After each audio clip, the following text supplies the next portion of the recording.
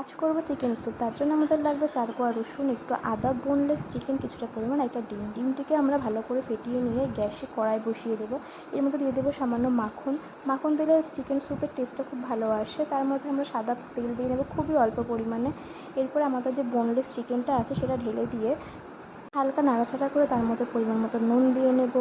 তারপরে দিয়ে নেব আদা আর রসুনের পেস্টটা। আবার নাড়িয়ে চাড়িয়ে দিয়ে দেবো সামান্য গোলমরিচ গুঁড়ো আর কিছুটা পরিমাণ লঙ্কার গুঁড়ো। এতে আমাদের স্যুপের টেস্টটা খুবই সুন্দর আসবে।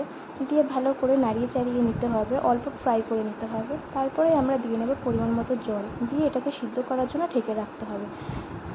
এরপর মাংস সেদ্ধ হয়ে গেলে সেটাকে কড়াই থেকে নামিয়ে নিয়ে সেদ্ধ মাংসগুলোকে জিরে জিরে করে ছাড়িয়ে নিতে হবে।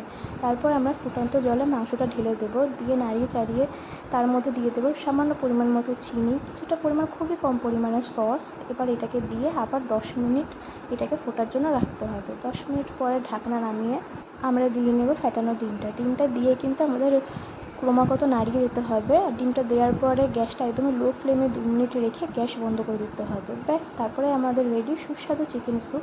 বাড়িতে সবাই ট্রাই করে দেখো আর কেমন হয়েছে অবশ্যই জানিও।